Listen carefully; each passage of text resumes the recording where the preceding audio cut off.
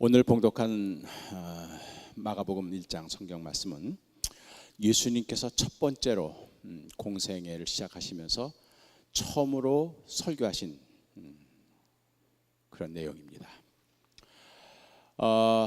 목회자에게는 첫 설교가 굉장히 소중합니다. 첫 설교, 첫 만남, 첫사랑, 첫인상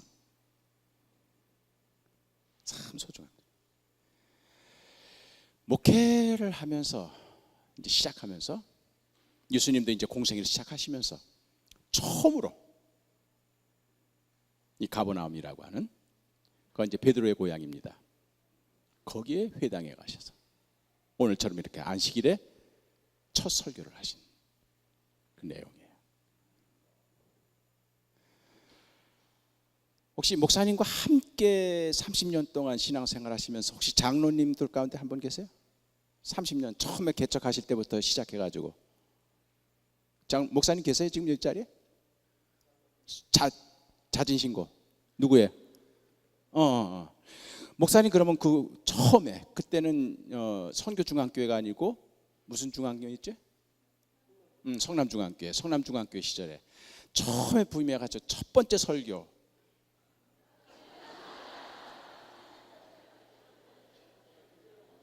기억하세요? 안 나지? 응? 혼자서 설교했어? 괜찮아 그러면. 그때는 총각이었기 때문에 사모님도 없이 혼자 하신 거지? 나오세요.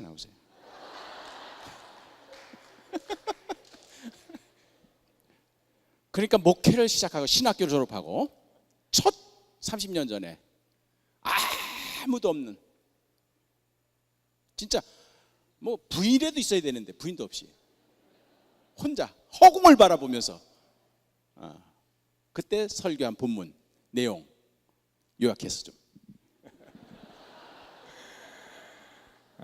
그때 그 방송만 40개 깔고 했거든요. 하늘을 바라보면서 설교를 했던 기억이 있는데 창세기 12장 1절부터 4절까지예요.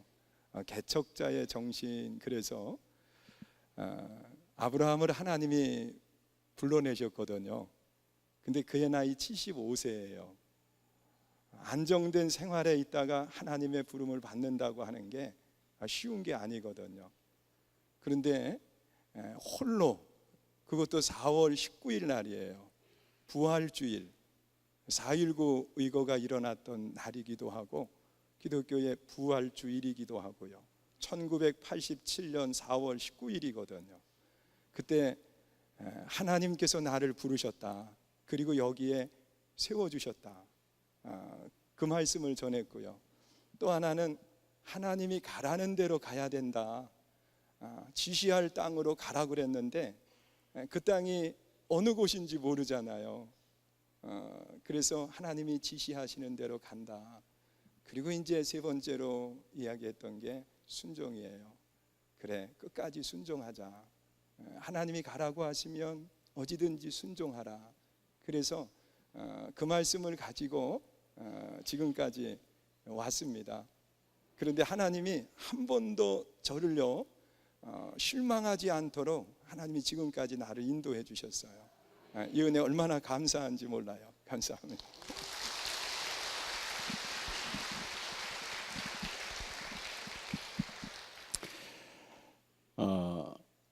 11시 예배부터 참석하신 분들은 모르시겠지만 제가 9시에도 와서 했어요. 9시부터 해가지고 1시간 한 20분을 제가 했기 때문에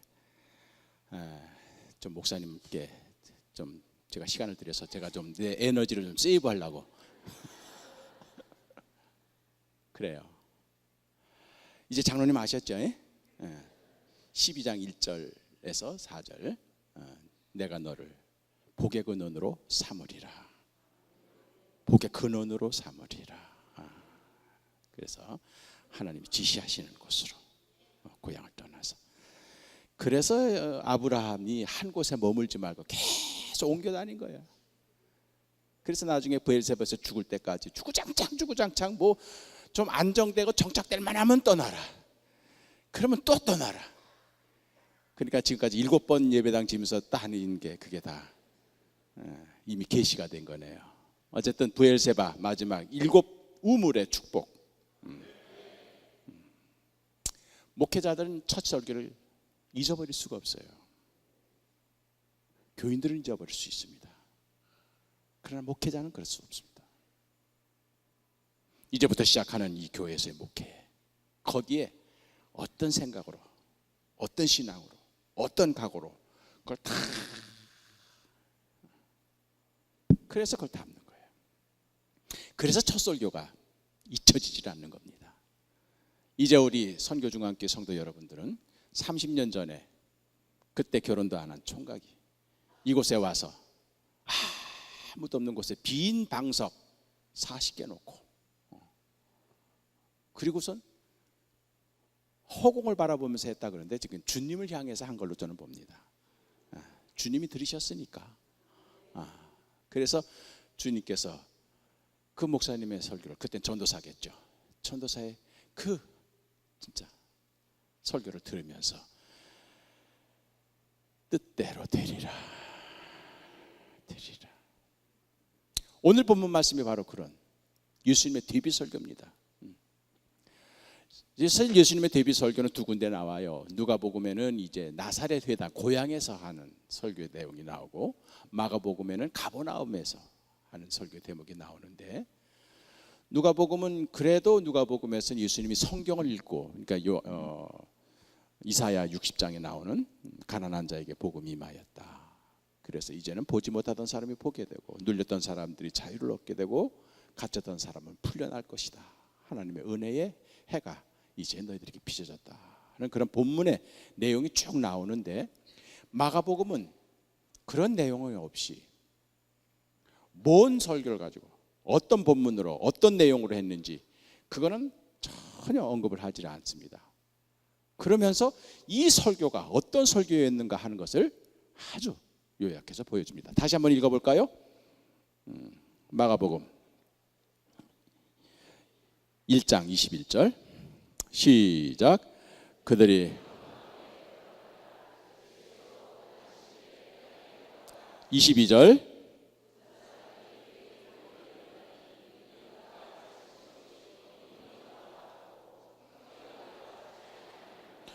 그래요.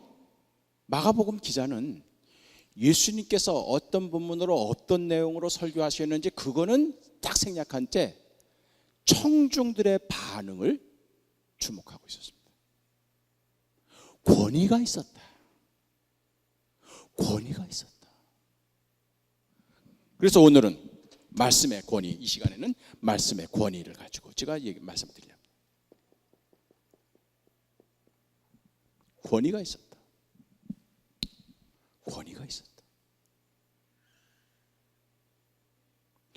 여러분들 가운데 교직에 계신 분들도 계시고 회사에 간부로 계신 분들도 계실 거예요. 저처럼 학교에서 가르치는 분들도 계실 것이고, 또 가장에 집안의 어른으로 계신 분들. 오늘 이 시대, 이 사회, 정치, 경제, 사회, 문화, 특히 종교, 특히 기독교, 이 혼란, 이 혼탁함, 지도자의 권위가 떨어진 겁니다. 여론조사에서 인기 그게 아니에요. 권위가 없는 겁니다.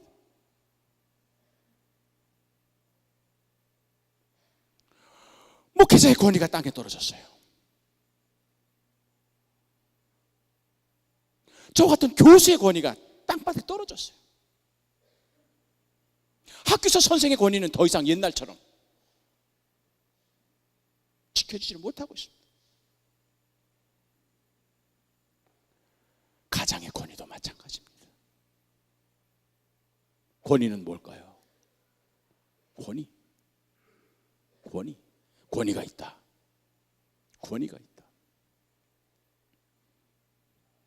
제가 어디 집회 가서 들은 얘기인데, 목사하고 조폭하고 공통점이 4가지가 있대요. 목사님 아세요?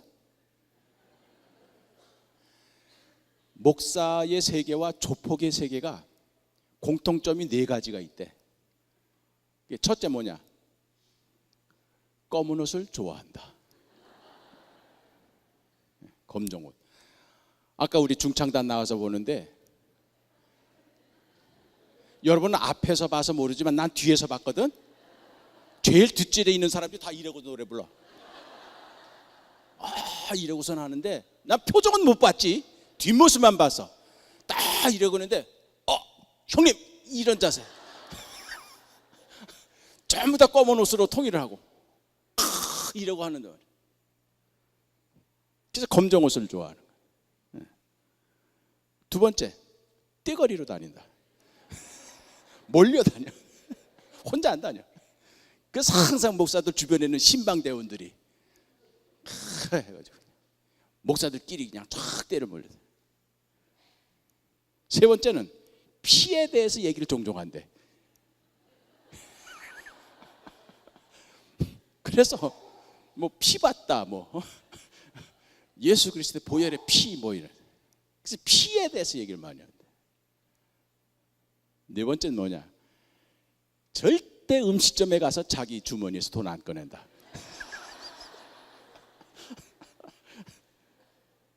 제가 이 얘기를 들으면서 어쩌다 이제 목사의 권위가 떨어지다 못해서 조폭까지 가는 거야. 하기는 그건 우리 목회자들의 잘못이긴 해요. 인천공항 같은 데 보면 어떤 뭐 메가처치 큰 교회 목사들 출국할 때 보면 부목사들 쫙 해가지고 이래가지고 말이죠. 그래가지고 쫙 해가지고 도열해가지고 다녀오십시오 이래는.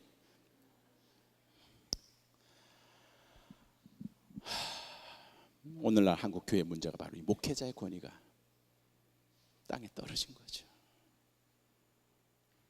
그걸 어떻게 다시 세울 것인가? 어떻게 다시 세울 것인가?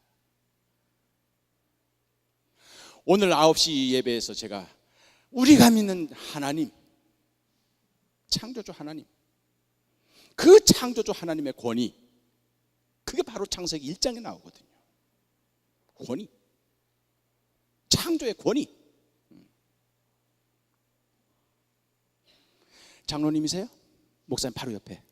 장로님? 집사님 좀 일어나실래요? 곤지곤지 어떻게 하시는지 아세요? 몰라요? 짝짝꿍은 억제 아니구나. 반짝반짝. 잼잼 아세요?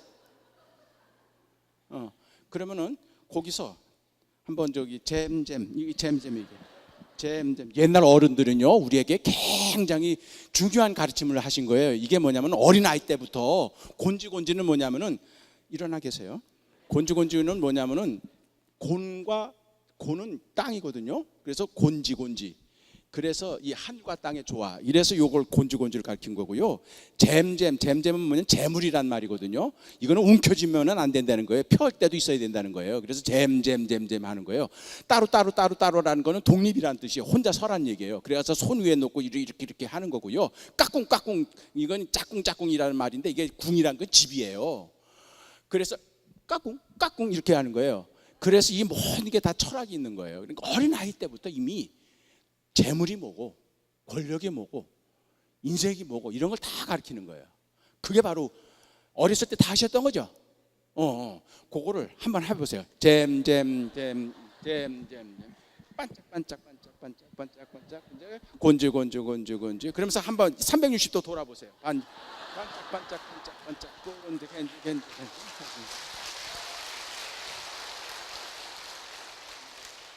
지금 왜 했어요? 왜 하셨어요?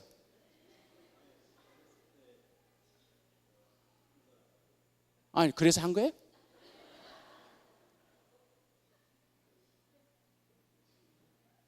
시켜서 한 거죠.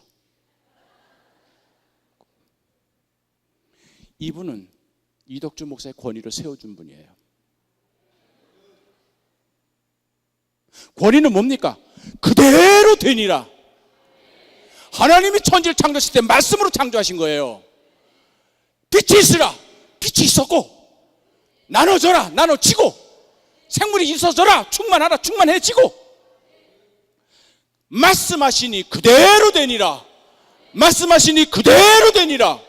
가장의 권위가 뭐예요? 가장의 말이 먹혀 들어가는 겁니다.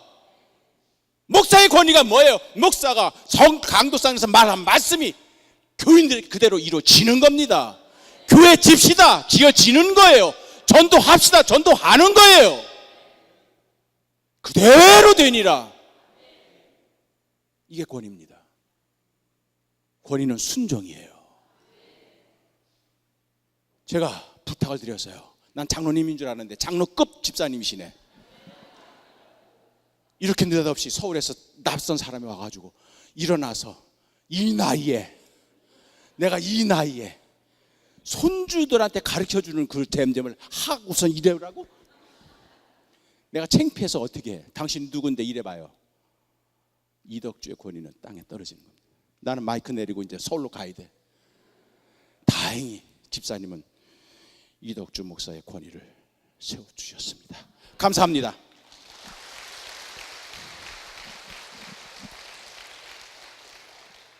권위는 순종입니다. 목사의 권위가 왜 땅에 떨어졌을까요? 말씀대로 안 되는 거예요. 강대상에서는 그냥 사랑하라 하는데 그 목사의 삶 속에서 사랑이 안 보이는 겁니다. 용서하라 하면서도 그 용서가 목회자의 삶에서 증거가 안 되는 겁니다.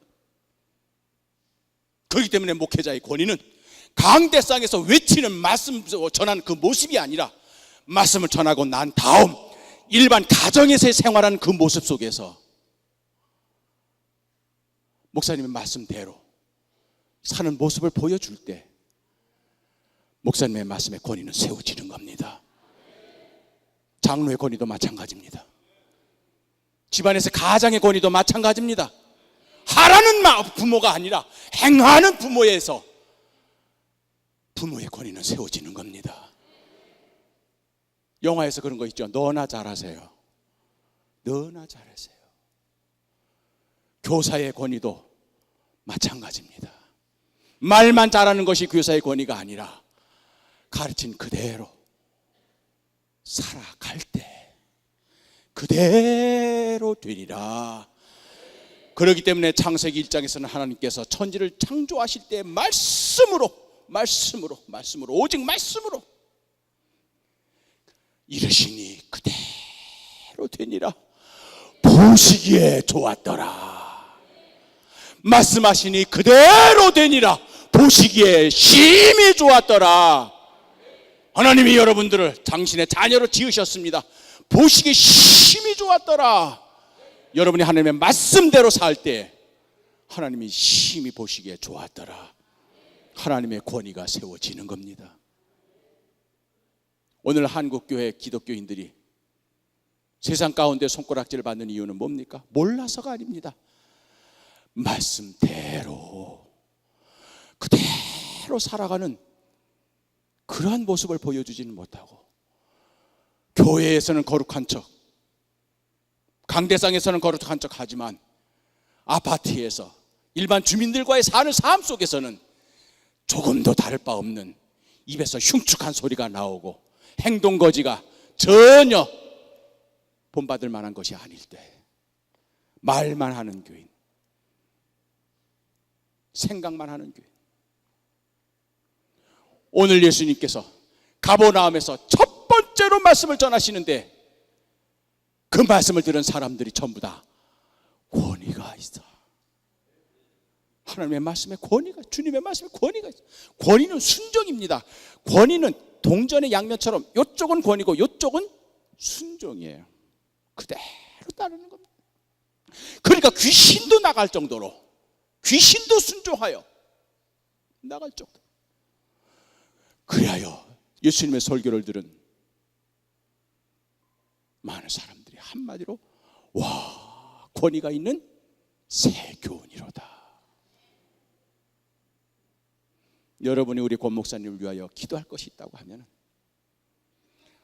건강 그거는요 저분이 더 알아서 챙겨주실 겁니다. 그러니까 그런 기도는 이제 안 하셔도 됩니다. 권위 있는 종이 되게 하옵소서. 말씀의 권위로. 우리 목사님은 이 선교중앙에서만 설교하시는 분이 아니에요.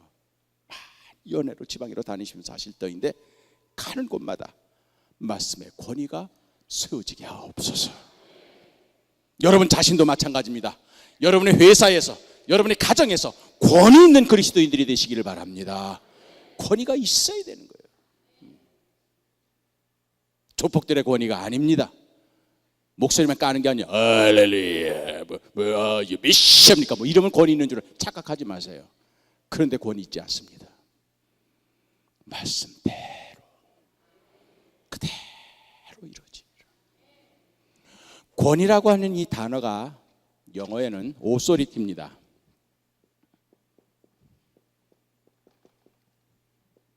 이 오소리티는 오소라고 하는 말과 명사 영어미 ITY가 합해진 건데,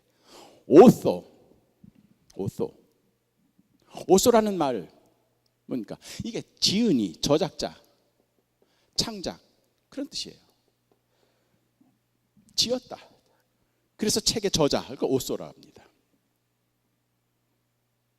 그러니까 권위라고 하는 이 단어의 영어의 뜻은 지어낸 사람, 창조하는 사람, 창조의 능력, 그런 걸 가지고 있는 거예요. 왜 권위가 거기에 있는가? 권위는요, 다른 사람이 전혀 생각해 보지 못했던, 다른 사람은 흉내도 못 낼 그런 말씀을, 그런 아이디어를 만들어내는 거예요. 그러니까 이 오소리티라고 하는 말, 그러면서 예수님의 설교를 들었던 사람들이 예수님의 설교에는 권위가 있었지만 서기관들의 그것과는 달랐다, 이렇게 표현을 했어요. 서기관의 그것과는 달랐다. 그러니까 예수님이 그날 가버나움 회당에서 설교하시기 전까지는 매 안식일마다 서기관이 설교를 한 거예요. 서기관은 누구냐? 이게 율법학자랑 비슷한 사람인데, 말 그대로 옛날에는 이 종이 인쇄가 없었기 때문에 양의 가죽을 얇게 펴가지고, 그걸 양피지라 그럽니다. 양의 그 가죽을 얇게 펴서 거기다가 붓으로 옮겨 쓰는 거거든요.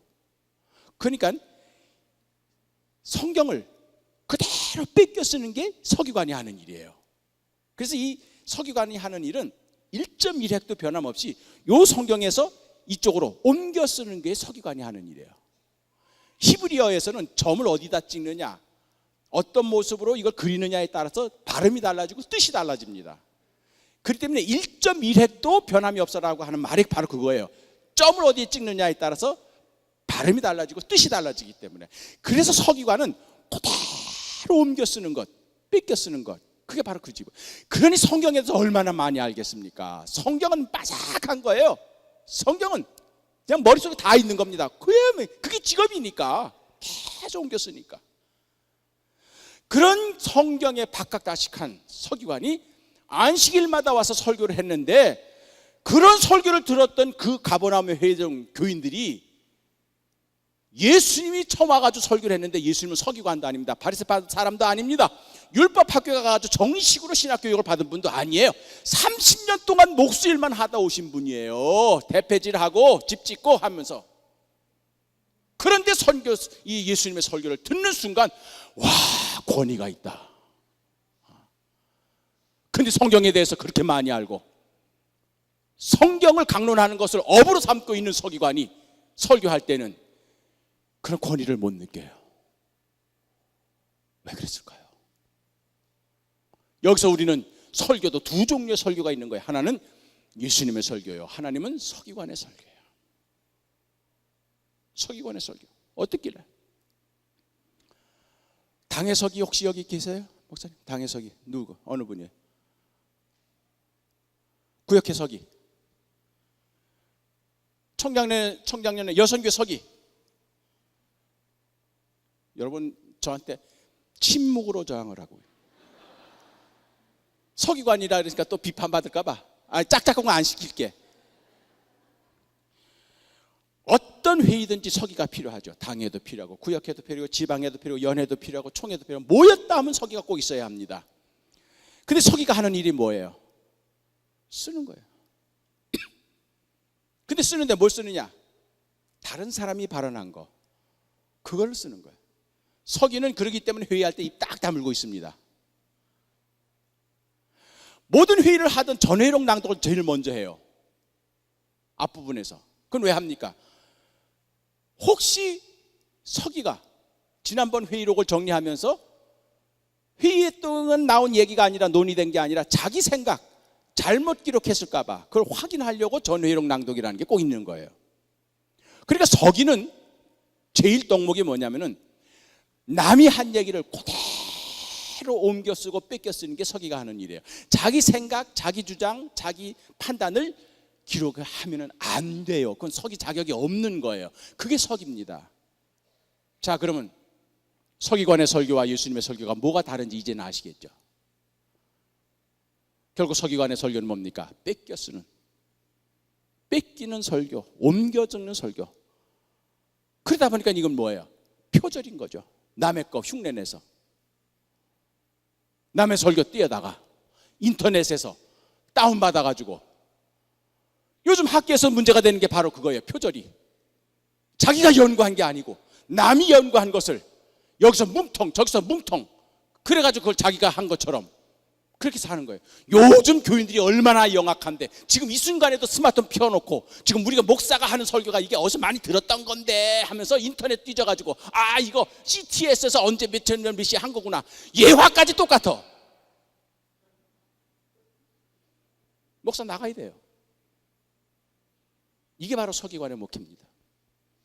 이게 바로 서기관의 설교예요. 우리 목사님 이제 30년 됐습니다. 30년 됐으면 이제는 광 목사님의 목회가 나오는 거예요. 광 목사님의 설교가 나오는 게 다른 교회에서는 들어볼 수 없는, 다른 곳에서는 경험할 수 없는. 그러니까 오늘처럼 이게 9시부터 오후 2시까지 이런 부흥의 한 교회가 없어. 대한민국 역사상 이런 생뚱맞은 부흥회를 고안해낸 게 이 광 목사님이에요. 내가 무슨 죄를 져가지고 아침부터 이렇게 와가지고 이러고 있어. 목회 20년 30년 되면 이제 자기 목회가 나와야 합니다. 흉내내는 게 아니에요. 아 알파가 요새 뜬다면 또 알파로 훅 몰려갔다. 아니요 요번엔 베타래는 베타로 갔다 감마로 갔다 오메가까지 가도 자기 거 없어요. 그래 요새 제자 훈련이래. 요새 뭐래 해가지고 세미나만 그냥 열심히 주구장창 다니면서 자기 목회를 만들어내지 못하고 자기 설교를 하지 못하고 흉내만 내고 모방만 하고 뺏기기만 하는. 여러분 직장에서도 마찬가지입니다. 직장에서 유니크하고 창의적인 그런 아이디어 그거 하나로 남들이 하는 거 다 따라하는 거 아니에요. 따라가는 건 누구나 다 할 수 있습니다. 그러나 개척하는 것은 아무나 할 수가 없으니 개척의 길은 창조적 능력을 가진 자만이 할 수가 있는 겁니다. 그게 바로 하나님의 창조의 능력을 우리에게 주신 거예요. 그렇기 때문에 새 역사를 만들어가는 겁니다. 새로운 세계를 열어가는 거예요. 제가 서태지를 별로 그 음악 자체는 제가 조금 낯섭니다만은 작은 서태지와 그 아이들이 우리 대중음악의 세계를 얼마나 바꿔놨습니까? 요즘 아이돌로 하는데 아이돌을 흉내내고 따라가는 사람들은 많지만 새로운 창조를 찾고 새로운 장르를, 새로운 패션을, 새로운 리듬을, 새로운 음악을 만들어가는 창조자들은 적다는 이야기예요. 왜? 그건 고독한 길이고 그건 때로는 위험한 길이기 때문에. 그러나 하나님의 창조의 능력을 가진 사람들은 이를 개척해 나갈 수가 있는 겁니다. 예수님의 설교가 바로 그랬다는 거예요. 전혀 들어보지 못한 다른 데서는 서기관들이 하는 설교는 뻔해요. 벌써 판박이야. 맨날 똑같아. 제가 시골에서 교회 다닐 때 우리 교회 대표 장로님 한 분 계셨는데 그분의 기도는요 보통 15분 20분인데 성경 66권이 다 나와. 그래서 천지창조로부터 시작해서 한참 하다 보면 벌써 장로님 한참 자다 보면 이제 홍해 바다를 건너 또 한참 자다 보면은 이제 예루살렘 성전을 지어. 그러니까 그 장로님만 기도하러 올라가시면 우리는 다 잠자는 시간이요. 뻔하기 때문에. 어떤 장로님은 1년 이 한 주일 동안의 시사 뭐 정치평론 다 해. 이미 다 우리가 신문 봐서 알아. 얼마나 우리가 인터넷이 그 발전이 돼 있어. 무슨 사건 벌어진지 다 알아. 사드가 어떻고 저뜨고 이런 거 다 알아. 근데 그걸 또 기도 시간에 다 또 요약해가지고 우리 교인들한테 친절하게 또 알려줘요. 흉내내고 모방하는 거, 그것 가지고는 우리가 권위를 얻을 수가 없는 겁니다. 남이 하지 못했던 것, 도저히 남이 흉내내지 못했던 그러한 음악, 그러한 미술, 그러한 문학, 그러한 기술, 그러한 창작에 예수님의 설교가 바로 그랬다는 거예요. 여러분이 강 목사님을 위해서 기도할 때 무슨 기도할지 이제 아셨죠? 똑같은 본문을 가지고 목사님이 설교하셨는데 지난주에 설교하고 이번 주에 설교가 달라지는 거예요. 본문은 같은데 이러한 창조의 영을 우리 목사님에게 계속 허락해달라는 얘기입니다. 그게 바로 권위 있는 설교라는 얘기예요. 흉내내고 따라다니는 것이 아니라 뭐 요새 인터넷 뭐 저기 SNS에 가서 내 팔로워가 몇 명, 우리 교수들 가운데도 있어요. 뭐 SNS 하면서 뭐 저기 이게 페이스북 하면서 내 팔로워가 몇 명이다, 팔로워가 몇 명이다, 뭐 몇천 명이 듣고 있다. 팔로워는 중요치 않습니다. 따라다니는 사람들은요 대상을 얼마든지 바꿀 수가 있기 때문이에요. 결국 새 길을 개척해서 열어가는, 아무도 흉내내지 못한 그 고독한 길을 열어갈 수 있는 예수님의 설교가 그랬다는 겁니다. 전혀 새로운 겁니다. 전혀 새로운. 그런데 영어로는 오소리티인데 이게 헬라말로, 성경에 원래 기록되었던 헬라말은 우시아입니다. 엑수시아. 이게 권위라는 말인데, 엑수시아라는 말은 엑스라는 말과 우시아라는 말이 합해진 거예요. 엑스. 이 엑스라는 말은 어디로부터, out of from, 그런 뜻입니다. 제가 오늘 9시에 와서 보니까 사실 저는 조금 죄송합니다만은 이 청라지구라 해가지고 좀 깔봐서 서울에서 내려오면서, 그래서 수준을 좀 가능한 한 낮춰야 되겠다 생각을 했었거든. 근데 9시에 해보니까 이게 아니요. 그래서 내가 지금 대학원 수준으로 올려가고 있는 거예요. 지금 굉장히 지금 업그레이드 하고 있는 거예요. 그래서 여러분들은 그냥 오전 9시 수준 가지고는 여러분들이 뭐 이 귀에도 안, 그러니까 우리 권 목사님의 이 설교 수준을 내가 좀 감 잡았어. 그래서 내가 지금 대학원 석사 과정으로 올리는 거예요. 그래서 이런 원어들이 나오는 거예요. 이게 헬라말로 엑수시아입니다. X라고 하는 말은 어디로부터, out of from, 그런 뜻이에요. 우시아라는 말이 뭐냐? 이게 네이처, 영어로는 네이처인데 이게 자연이란 말이 아니라 본질이란 뜻이에요. 본질.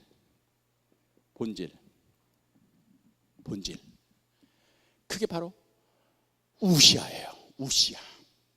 그러니까 헬라말로 성경이 원래 신약 성경에 기록된 언어가 헬라어입니다.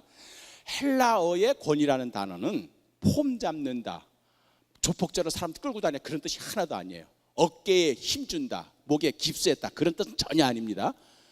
영어로는 창조적 능력, 그걸 뜻하는 거고, 헬라 말로는 본질에서 나온, 본질에서 비롯된 그런 뜻이에요.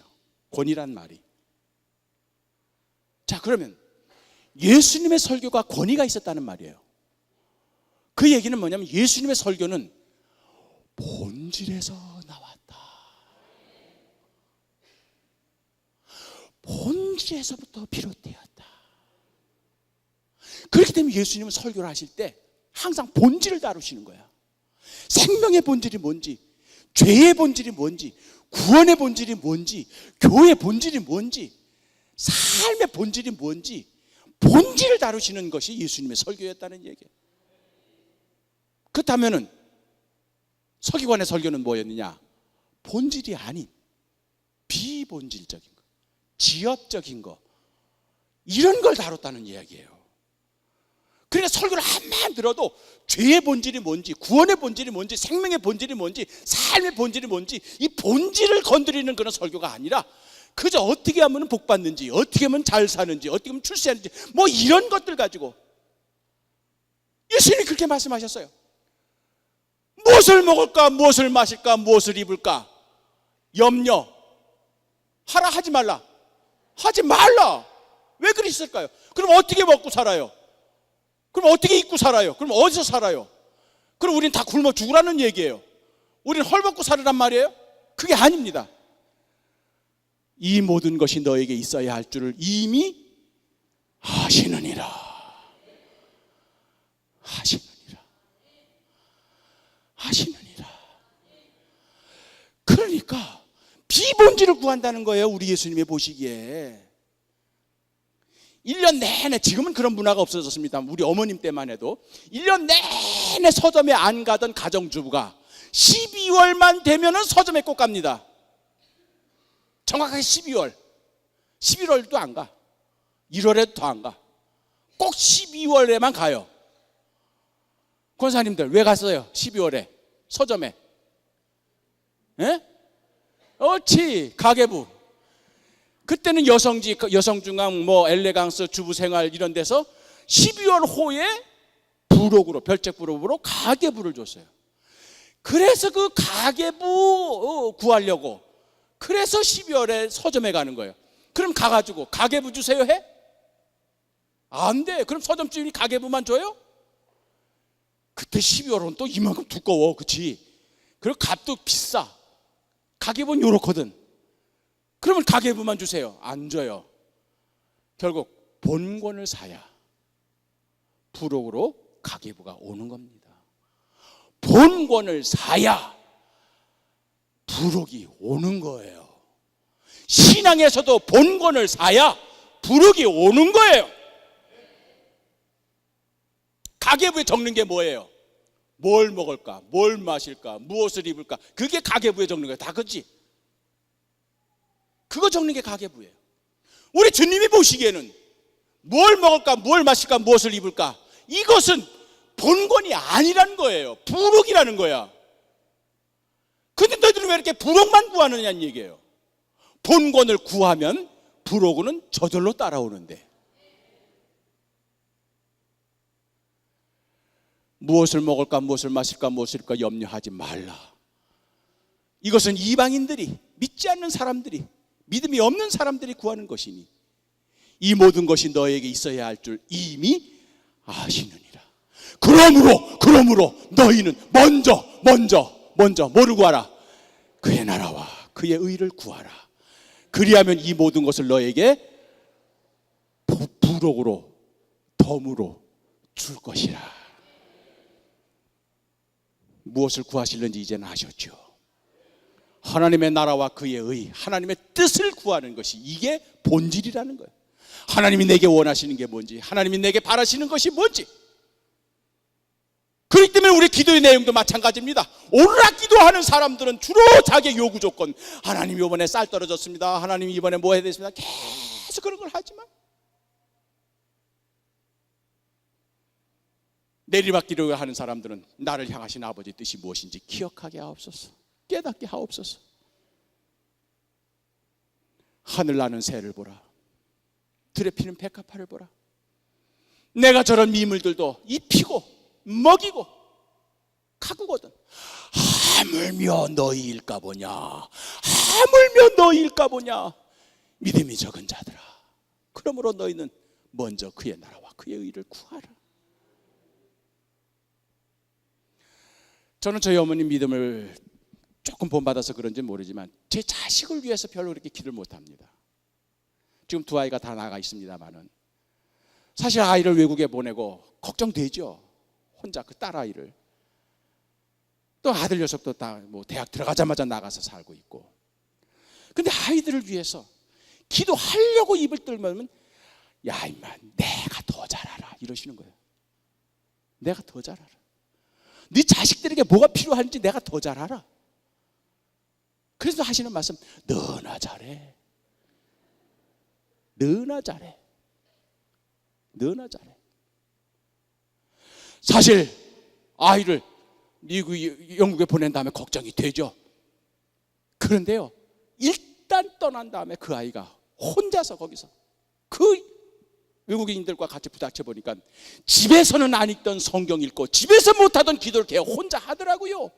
그러면서 주님을 만나고 주님의 보호를 받고 주님의 지도를 받는데 집에서 내가 껴안고 가르칠 때보다 더 훌륭하게 더 멋들어지게 펼쳐지는 걸 내가 경험을 했습니다. 내 자식이 아니라 주님의 자식으로, 주님이 필요한 대로. 써나가신 그 모습을 바라보면서 너나 잘해, 너나 잘해.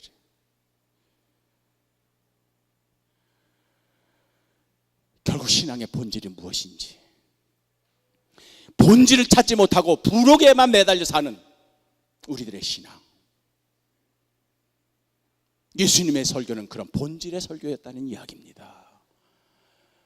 그러니까 지엽적인 그런 여러 가지 뭘 먹을까, 무엇을 마실까, 무엇을 입을까, 그런 것에 대한 설교가 아니라 무엇이 하나님의 뜻이요, 무엇이 하나님의 계획이요, 하나님의 나라는 무엇이며 하나님의 진리는 무엇인지 그 진리의 본질 자체를 계속해서 외쳤더니 사람들이 거기서 권위를 느꼈다는 이야기입니다. 본질적인 설교. 예수님의 본질은, 설교는 예수님 본질에서 나와서 사람들의 본질을 건드려 버리는 거예요. 그러니까 본질 깊은 곳에 숨어 있었던 본질을 끄집어내서 사람들의 본질 속에 들어가니까 사람 속에 파고 들어가면서 그 예수님의 설교가 귓가에만 들리는 것이 아니라 마음속 깊은 곳에 파고 들어가서 죄의 뿌리 빠져 들어가서 거기서 막 치유가 일어나고 변화가 일어나고 새로운 경험이 이루어지는, 본질에서부터 본질로 건드리는 그런 설교였다는 거예요. 진짜 양심 있는 의사는 어떻게 치료합니까? 쭉 진단해 본 다음 병의 근원이 어디서부터 출발되는지 정확하게 파악해서 이제는 절개를 하고 그 병의 근원이 되었던, 처음에 시작되었던 그 근원을 찾아가서 그걸 완전히 도려내서 완전히 그걸 끄집어내서 더 이상 발병되지 않도록 그렇게 해서 수술을 끝내지만, 돈 주고 의사 면허장을 딴 사람들은, 처갓집 떡으로 병원 하나 근사하게 낸 사람은 그저 환자가 왔다 다 받아요. 그런 다음에 수술이 잘못되더라도 이의제기하지 않겠다는 서약서 미리 받아놓고 그 다음에 일단 배를 갈러. 알아야지. 어디서부터 잘못돼 알아야지. 그러니까 이것집적 지라도 만졌다가 십이지장도 만났다가 간도 만졌다가 찝쩍찝쩍 했다가 시간 됐네, 덮으면서 심심하니까 가위 하나 집어넣고 덮어버려요. 이게 가짜 의사예요. 양의는 병의 근원을 찾아서 그 본질의 뿌리를 도려내면서 치료를 하지만, 서기관과 같은 의사는 본질에 접근조차 못하고 그저 지엽적인 것에 맴돌다가 결국은 시간 때우는, 예수님의 설교가 어떤 설교였는지 이제 아셨죠? 그렇기 때문에 예수님의 설교를 듣는 사람은 마음에 찔림을 얻는 거예요. 아파요, 아파요. 왜? 죄의 뿌리에 파고 들어갔기 때문에. 얼마나 주의 말씀이 아팠으면 사도 바울은 양쪽에 날 선 검이라고, 양날을 선 칼로다고 표현했습니다. 한쪽 날 선 거는 자르는, 목 자르는, 무 자르는 그런 칼이지만 양쪽으로 날이 섰다는 이야기는요, 고대 헬라 세대에서는 수술용 메스입니다. 수술용 칼입니다. 그게 좌우의 날선 검이에요. 그게 마치 인간의 혀처럼 보이기는 해서, 어쨌든 사도 바울은 주의 말씀을 양쪽의 날선 검으로 표현을 했습니다. 왜? 내 심령 곳으로 파고들어서 숨겨있던 내 죄의 뿌리를 파헤쳐서 그걸 치유하고 그걸 고쳐내고 도려내고 아프면서도 쾌감을 느낄 수 있는 그런 말씀을 예수님은 하셨다는 이야기예요. 우리 광 목사님의 설교가 그런 설교가 되기를 바랍니다. 아프면서도 치유가 됩니다. 귀에 달콤한 소리, 그저 듣기에 좋은 까까까까 웃는 코미디언 같은 그런 설교, 그것이 아니라 들으면서 아팠지만 그것이 치유가 됩니다. 사도 바울은 그 말씀을 내 입에서는 달지만 내 속에서는 쓰니이다, 그렇게 표현했습니다. 얼마나 이 말씀이 내 속에 있어서 나를 괴롭혔으면 견딜 수가 없었어.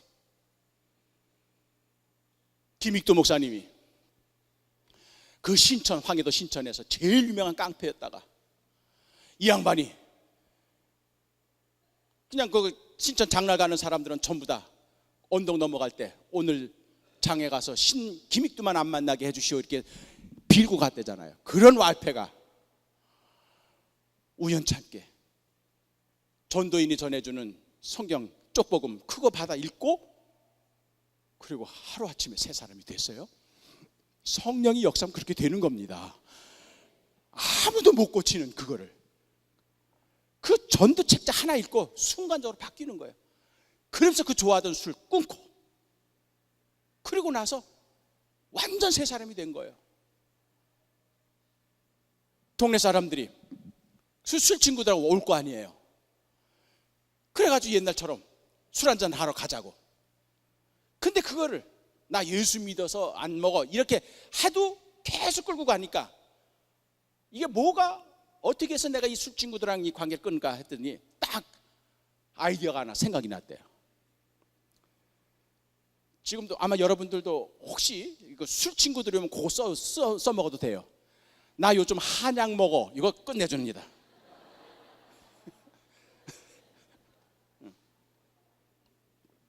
나 요즘 한약 먹어. 그러면 한약 먹을 때 금기해야 될 첫 번째가 술이잖아. 그러면 대부분 가요. 그러니까 나 요즘 한약 먹어. 김익두 목사가 이제 목사 안수 받기 전에 김익두 그렇게 한 거예요. 나 요즘 한약 먹어. 그러니까 친구들이 왜 몸에 어디 아파? 아 요즘 내가 몸보신하라고 약을 먹어. 무슨 약 먹는데 두 채를 먹는데 한 채 끝나고 또 한 채 먹어. 무슨 약 먹어? 전까지는 구약을 먹었고 이번에 신약 먹을 차례야. 어쨌든 그렇게 해가지고 과거의 세속적인 속된 생활 다 끊고 이분이 세례를 받기 위해서 준비를 하는데 그때는 6개월마다 선교사님이 그 시골 동네에 와서 목사가 귀할 때니까 없을 때니까 이 선교사 목사님이 6개월마다 한 번씩 교회 순회를 하면서 그 교회 와서 세례를 주는 거예요. 그리고 떠나는 거예요. 그래서 이 양반이 6개월 동안 세례를 받기 위하여 참 준비를 합니다. 옛날 어른들이 세례 받으면 얼마나 정성으로 준비했는지 몰라요. 이분이 6개월 동안 어떻게 했냐? 금욕 생활을 시작한 겁니다. 그러니까 부부랑 합방을 안 한 거예요. 거룩한 세례를 받기 위해서. 그리고서는 아침 저녁으로 금식을 하면서 그냥 세례 하나 받으려고 그냥 그렇게 금욕 생활을 하면서 기다린 겁니다.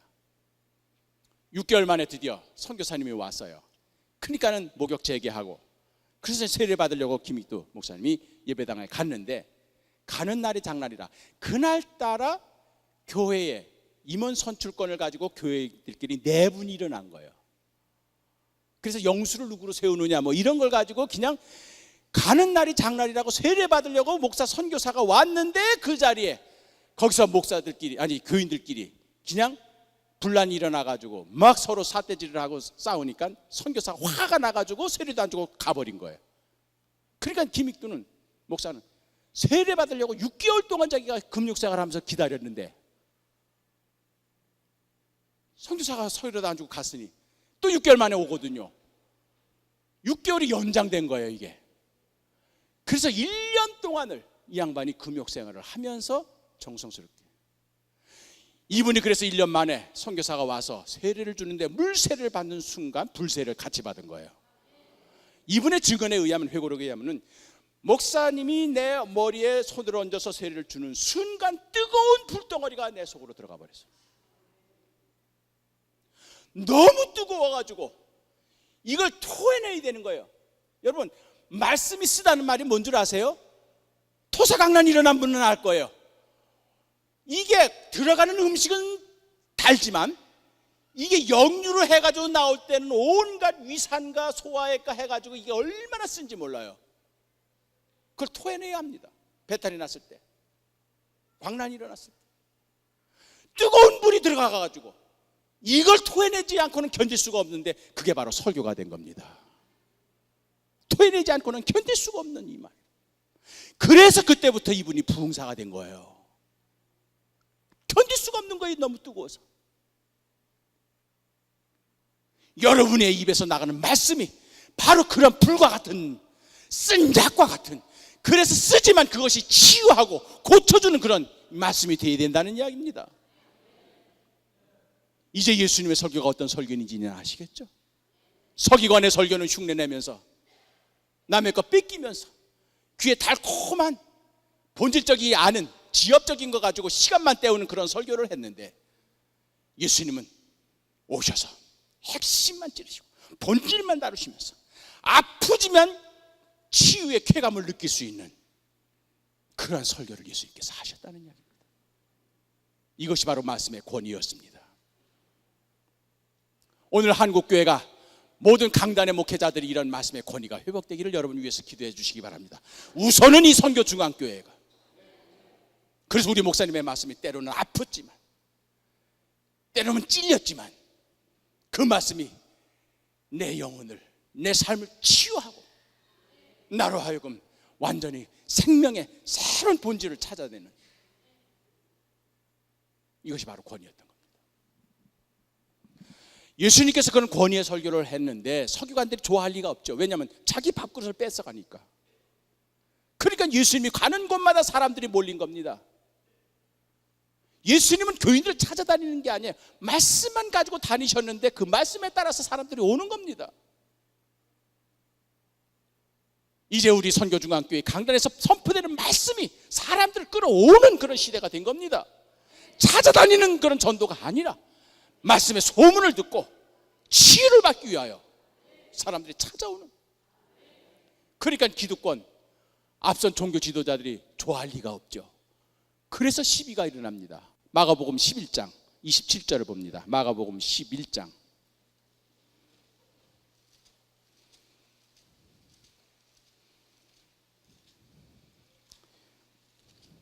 27절.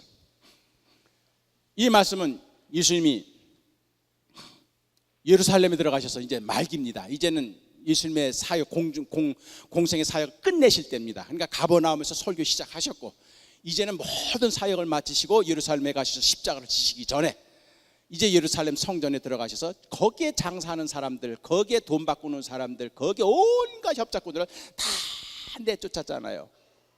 그래, 그걸 숙청을 한 겁니다. 그리고 나서 이제 제사장과 서기관과 레위인들이 예수님에게 몰려온 겁니다. 자, 27절 시작.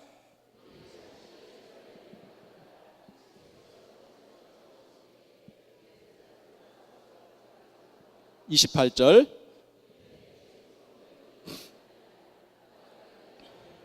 29절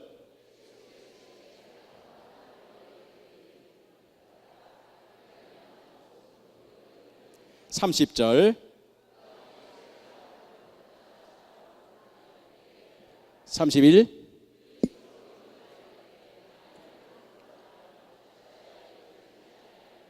32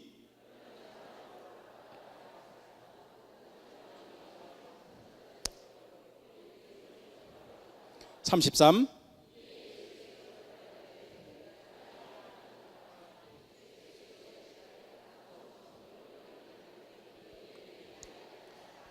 권위 논쟁이 일어난 겁니다. 내가 무슨 권위로 이런 일을 하느냐? 내가 무슨 권위로 이런 일을 하느냐? 예수님의 권위에 대해서 시비가 붙은 겁니다. 성전은요, 예루살렘 성전은 대제사장 한 사람, 그 양반이 최고 권위자입니다. 대제사장의 명령, 대제사장의 지시, 대제사장의 사인을 받지 않고서는 성전 안에서 이루어지는 모든 다. 그렇기 때문에 모든 일의 최종 책임자는 대제사장입니다. 장사하는 사람들의 구획을 정해주는 것도, 거기서 환율을 어떻게 해가지고 로마 돈과 유대 돈을 바꿔주는 것도, 성전 안에서 이루어지는 모든 일은 대제사장의 권한에 있는데 이 대제사장이 자기 권위에 손상을 입었다 생각하는 거예요. 소위 말하면 자기 나와바리에 어디 낯선 청년이 와가지고 30대, 그것도 레위인도 아니요, 바리새인도 아니요, 서기관도 아닌 목수일 하던 노동자가 느닷없이 와가지고 채찍으로 휘돌아 친 겁니다. 그 보고를 받은 제사장이 얼마나 기분이 상했겠습니까? 아까 제가 집사님 일어나서 뺑뺑 돌리라 할 때 권 목사님 내가 허락받지 않고 한 거거든요. 여기가 당회장이 권 목사님인데 내가 마음대로 이렇게 한다고 저 굉장히 조금 처음에는 좀 당황하더라고요. 여기 내 나와바리인데.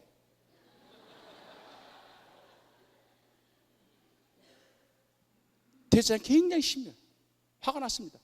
그래서 장로들과 서기관들과 레위인들을 데리고 조폭들은 항상 떼를 몰고 다닙니다. 그 사람들은. 그래 권위에 자신이 없는 사람들이 주로 주변에 이렇게 데리고 다녀요. 진짜 실력 있는 사람은요, 딱 자기 가방 하나 들고 인천공항 갑니다. 그러니까 어디서 칼 맞을지 모르는 목사, 미안합니다. 어쨌든 그런 사람들이 이제 떼를 몰고 다니는 거예요. 예수님 혼자입니다. 네가 무슨 권위로 이런 일을 하느냐? 누구 허락받고 이런 일을 하느냐? 그러니까 예수님이 그들과 논쟁을 시작하신 거예요. 자, 예수님의 이 성전에 와가지고 막 휘돌아 치고 그냥 뭐 막 청소한 이 행동의 권위가 누가 허락해서 누구의 지시로 했느냐 이 얘기예요. 내가 허락을 안 했는데, 이 성전 안에서 내가 권위자인데. 그랬더니 예수님이 역으로 질문을 하십니다. 방금 전에 헤로드 왕에게 목 잘라 죽은 세례 요한. 자, 세례 요한, 너도 알지 않냐? 당신들이 알듯이 세례 요한 얼마 전에 목 잘려 죽었는데 그 사람이 요단강에 와서 세례를 주었다. 자, 그러면 세례 요한의 세례 준 그 행위가, 그 세례가 하늘로부터냐 사람으로부터냐? 하늘이냐 사람이냐? 이거는 하늘이냐 땅이냐 사람이냐 하나님이냐, 그런 얘기예요. 왜 이런 질문을 하셨을까? 소위 말하면 세례 요한이 요단강에 와서 세례를 준 게 하나님이 시켜서 한 거냐 사람이 시켜서 한 거냐, 하늘의 명령에 따른 거냐 땅의 명령에 따른 거냐, 이거예요. 왜 이러셨을까? 아까도 말했지만 권위라고 하는 건 엑수시아라고 했습니다. 우시아, 이 본질, 우시아, 이 본질. 하나님께서 인간을 창조하실 때에 진흙으로 지으신 다음에 코에 입김을 불어넣으셨습니다. 그래서 생기가 된 거예요. 그렇기 때문에 인간은 본질이 두 가지인 거예요. 진흙의 본질이 있고 하나님의 생기의 본질이 있는 겁니다. 이 두 가지의 본질로부터 인간의 생각과 인간의 행동이 나오는 거예요. 진흙, 땅을 본질로 여기는 사람은 땅의 명령, 사람의 그걸 따라서 행동하게 되어 있는 거고, 하나님의 입김, 하나님의 생기, 그걸 본질로 여기는 사람은 하나님의 생각, 하나님의 뜻, 하나님의 의지에 따라서 생활하는 거예요. 이제 왜 요한 세례를 하늘로부터냐 사람으로부터냐 질문했는지 아시겠죠? 여러분도 마찬가지입니다. 나도 마찬가지입니다. 내가 육신으로는 진흙이지만 땅이지만, 그렇기 때문에 이 육신이 요구하는 대로 때에 따라서 먹어야 합니다. 목사님께서 여러분을 9시부터 2시까지 계속해서 교회 안에 어떻게든지 붙들어 놓으려고, 그러다 보니까 여러분을 위해서 간식도 준비하고 도시락도 준비하는 이유가 뭐예요? 여러분 육신이 요구하기 때문인 거예요. 육에 따라서는 그걸 먹어야 하는 겁니다. 그러나 목사님이 원하는 거는 육이 아니라 영의 양식을 어떻게든지 선교중앙교회 교인들에게 먹이고 싶어서. 그러니까 도시락 그거 다 많은 사람과 오늘 도시락 메뉴가 뭘까? 몇천 원짜리 도시락으로 준비했을까? 요거에 관심 있는 분들도 계실 것이고, 벌써 슬슬 증상이 오는데 배가 고픈데 이거 12시가 넘는데 저 목사는 왜 이렇게 설교를 길게 한디요? 이러면서 이러다 오늘도 점심도 못 먹고 그냥 한시로 바로 넘어가는 것 아니요? 육을 따라서 육의 요구대로 살 수도 있지만, 하나님의 영을 받은 사람은 하나님이 원하시는, 하나님이 바라시는 하나님의 뜻대로 할 수가 있다는 이야기입니다. 인간을 왜 하나님께서 진흙으로 만드셨으며 동시에 호흡을 영으로 지으셨는가? 우리는 두 가지 우시아가 있다는 겁니다. 육의 우시아가 있고 영의 우시아가 있다는 이야기입니다. 그렇기 때문에 하나님의 영을 본질로 여기는 사람은 하나님의 뜻을 바라보면서 하나님의 영을 사모하지만, 육을 본질로 여기면서 육을 우시아로 여기면서 사는 사람은 뭘 먹을까, 뭘 마실까, 무엇을 입을까, 그것만 주구장창 고민이 되는 사람. 그러나 영을, 하나님의 호흡을 우시아로 여기는 사람은 무엇을 먹을까, 무엇을 마실까, 무엇을 입을까, 그것이 구하는 것이 아니라 그의 나라와 그의 뜻이 우리의 기도 제목이 되는 겁니다. 이제 예수님은 대제사장이 질문합니다. 세례 요한의 그 세례가, 세례 요한의 사역이 하늘로부터냐, 하나님의 지시를 받은 거냐, 아니면 사람 땅으로부터냐, 대답해라. 그러니까 이 사람들이 웅엉뚱엉뚱 하는 거예요. 대답을 못했습니다. 왜? 하늘로부터다 이렇게 대답을 하면은 세례 요한의 죽음에 자기네들이 다 찬송표 던졌거든. 세례 요한이 죽는데 다 자기 지지했거든.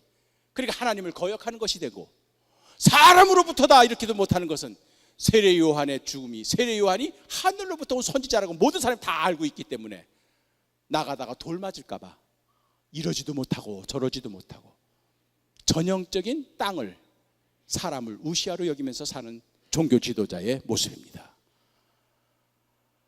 그렇기 때문에 예수님께서 내가 무슨 권위로 이런 일을 하느냐 했을 때 결국 예수님이 세례 요한의 예를 들었지만 예수님이 스스로 당신이 너희들이 보기에 내가 지금 하고 있는 이 행동이, 성전에 들어와가지고 이걸 휘두르치는 이 행동이 하늘로부터, 하나님으로부터 내가 지시를 받은 것으로 보이냐, 사람으로부터, 땅으로부터 내가 훈련을 받아서 한 걸로 보이느냐, 너희들 스스로 판단하라 그런 얘기입니다. 너희들 눈에 보기에 어떠냐는 얘기예요. 내가 무슨 권위로 이런 일을 하느냐. 결국 제사장들이 대답 못했습니다. 그러니까 예수님도 대답 안 하셨어요. 그러나 이미 답은 주셨습니다. 답은 주셨어요. 요즘도 우리 감리교회 이제 한 달 남았습니다. 열심히 찾아다니는 목사들이 있습니다. 콧배기도 안 보던 그 목사들이 느닷없이 찾아옵니다. 감독 선거 때문에 표 받으려고 4년마다 찾아오는 첫世들이 있어서요. 꼭 4년마다 옵니다. 그 사람들은 한 번도 안 하다가 4년마다, 진짜 첫世예요. 보통 첫世는 1년마다 오는데 그 첫世는 4년마다 와요. 그래가지고 와가지고 오는 교인들한테 그냥 뭐 인사하고 명함 나눠주고 또 봉투 내고 요 앞자리에 앉아요. 정치인들, 권력과 명예를 쫓고 사람들, 그분들이 교회에 오는 이유는 본질 때문에 오는 게 아닙니다. 그렇기 때문에 그분들은 땅이 뭐라 하는지, 사람들이 뭐라 하는지 거기 예민한 겁니다. 사람들이 나를 어떻게 볼까, 사람들이 나를 어떻게 평가할까, 거기에 연연해 하는 겁니다. 그러나 하나님을 우시하러, 하늘 우시하러 사는 사람들은 사람이 뭐라고 하든 수근수근거리는데 개의치 않냐고, 하나님이 나를 어떻게 보시는지, 하나님이 나를 어떻게 보고 계시는지, 그것만이 고민이요, 그것만 생각하는 겁니다. 우리가 세상 가운데서 당당하게 살아갈 수 있는 게 바로 그겁니다. 하나님이. 예수님은 이 바리새파 사람 서기관들의 질문에 대해서 대답을 하진 않으셨지만 이미 예수님은 수없이 기회 있을 때마다 당신의 우시아가 뭔지를 말씀해 주셨습니다. 아버지께서 일하시니 나도 일한다. 내가 이 땅에 온 것은 오직 아버지의 뜻을 이루기 위함이다. 나는 아버지께서 주시지 않은 말씀을 한마디도 하지 아니하였노라. 나는 하늘로부터 내려온 떡이니라. 나는 하늘에 신령한 양식이니라. 내가 아버지께로 돌아가노라. 내가 미리 가서 너희의 있을 곳을 예비하러 가노라. 예수님의 우시아는 하나님이었던 겁니다. 땅이 아니라 하늘이었고 사람이 아니라 하나님이었기 때문에, 그래서 땅에서 하늘이 높은 것처럼 하늘을 우시아로 여기면서 사는 사람들의 권위는 땅을 우시아로 여기는 사람들의 권위보다 높은 겁니다. 사람들이 뭐라고 하는지 여론이나 인기에는 연연하지 않습니다. 뭐 악플 그런 것에 마음 상하지 않습니다. 하나님이 나를 뭐라고 보시는지, 하나님이 나를 어떻게 평가하시는지, 그것이 중요한 것이지. 사람들이 나를 뭐라고 하고 사람들이 나를 어떻게 하는지, 그것은 내게는 전혀 중요한 것이 아닙니다. 오직 주님만 바라보면서. 그래서 우리 예수님 당당했던 겁니다. 우리 예수님 체포되셔서 헤롯 왕에게 끌려갔습니다. 그 당시 헤롯은 왕이었습니다. 예수님의 출생지 고향인 갈릴리의 분봉왕이었습니다. 그래서 예수님을 살려줄 수도 있고 풀어줄 수도 있었습니다. 죽일 수도 있었습니다. 그 헤롯이 예수님에게 와서 조롱하듯이 너 내 앞에서 한번 이적 한번 베풀어 봐라. 너 그렇게 많은 병자들을 고쳤다는데 내 눈앞에서 한번 기적 한번 해봐라. 희롱조를 했습니다. 우리 예수님 거기에 목숨 구걸하지 않으셨습니다. 헤롯이 그의 군대를 풀어서 예수님을 죽이려고 하는 모습을 들었을 때 예수님 뭐라 그랬습니까? 그 여우에게 가서 이 말을 전하라. 아버지께서 일하시니 나도 일한다. 당당했던 겁니다. 빌라도의 법정에 들어갔습니다. 마지막 예루살렘의 통치자 로마 황제의 특권을 받아 이 빌라도 예수님을 살려주려고도 했었습니다. 그러나 결국 빌라도 앞에서도 예수님은 당당했습니다. 목숨 구걸하지 않으셨습니다. 비굴하게 자기 변호하지 않으셨습니다. 예수님 하신 말씀 딱 하나입니다. 내 나라는 너의 나라와 다르다. 내 나라는 너의 나라와 다르다. 내 나라는 진리를 구하는 자만이 갈 수가 있다. 당당하게. 그것이 바로 예수님의 권위였습니다. 예수님의 권위는 하나님으로부터, 하늘로부터 내 모든 삶과 생각과 의지와 행동의 근원이 땅이 아니요 사람이 아니요 하늘과 하나님이기 때문에 예수님은 누구 어디 가서 무슨 일을 당하더라도 당당할 수가 있었던 겁니다.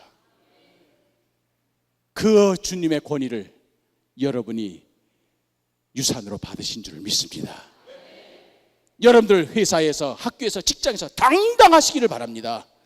비굴하게 땅의 사람들 앞에 비굴한 모습 보이지 마시고, 그런 권위, 당당함이 있기 위해서는 여러분의 우시아에 대한 확신이 있으시기를 바랍니다. 주님이, 하나님이 나의 우시아다. 주님이 나의 본질이다. 그렇기 때문에 주님께서 이 모든 삶의 환경 가운데 나를 권위자로 세우셨다. 그래서 주님이 창조의 능력을 가지고 다른 사람들이 생각해 못하는, 다른 사람들이 흉내내지 못하는, 어느 누구가 봐도 고개를 숙일 수밖에 없는 그런 창조적인 능력을 여러분의 직장에서, 여러분의 삶의 환경에서 발휘하시기를 바랍니다. 이번에 사격에서 금메달 딴 그 여자 선수 인터뷰하면서 모든 것을 하나님께 영광, 그 말 한마디, 그가 늦깎이로 다른 후배들보다 더 늦게 그 자리에 올랐지만 좌절하지 않고 힘들 때마다 그를 붙잡아주고 다시 세워주시는 그런 하나님이 계셨기 때문에 내가 이 자리에 이르렀습니다. 그 말 한마디에 결국 그의 본질이 무엇인지를 우리는 알 수가 있었던 겁니다. 여러분의 전공 분야에서 최고가 되시기를 바랍니다. 그러나 하나님을 우시아로 하셔서 하나님이 주시는 아이디어로, 하나님이 주시는 새로운 생각을, 능력을 가지고 여러분이 있는 자리에서 최고의 권위자가 되시기를 바랍니다.